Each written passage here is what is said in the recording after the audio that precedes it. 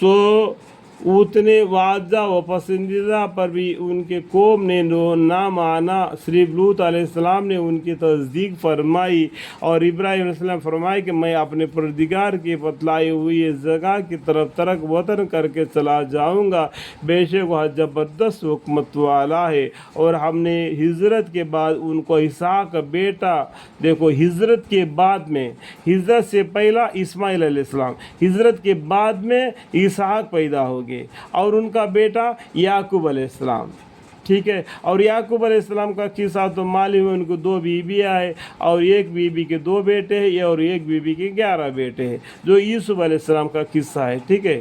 پوتانا آیت فرمائی، اور ہم نے ان کے نسل میں نبوت اور کتاب کے سلسلے کو قائم رکھا، اور ہم نے ان کو دنیا میں بھی دیا، اور آخرت میں بھی بڑے درجے کے نیک بندوں میں ہوں گے، الحمدللہ رب العالمین۔ اور ہم نے اللہ تعالیٰ نے، دیکھو ہم کا مطلب کیا ہے، اللہ تعالیٰ آ جاتا ہے، ٹھیک ہے۔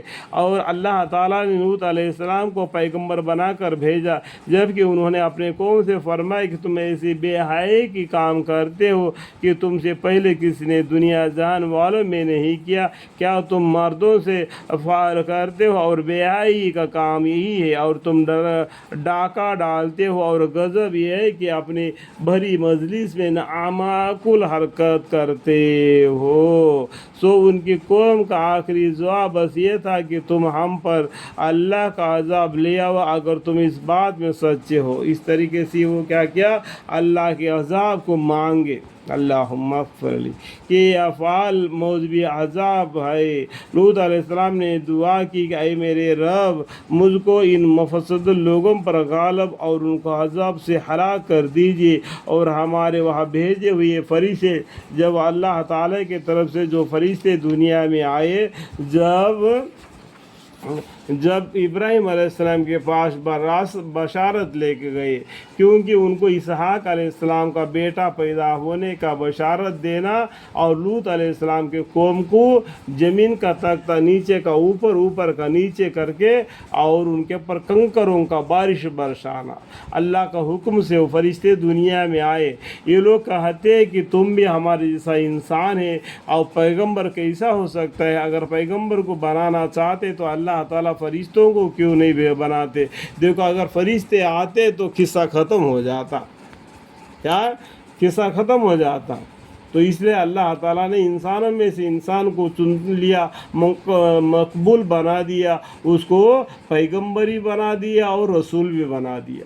پیغمبر رسول میں کیا فرق ہے معلوم ہے؟ رسول کا مطلب کیا ہے؟ اللہ کے طرف سے ایک کتاب لے آئے، اور ان کے ساتھ ان کا جینا ہوگا، رسالت بولتے۔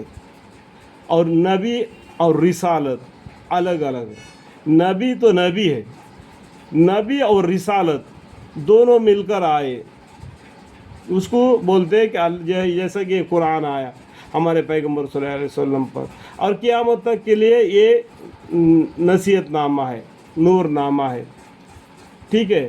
اسی طریقہ کی رسول اور نبی میں یہی فرق ہے کہ رسالت لے کے آتے۔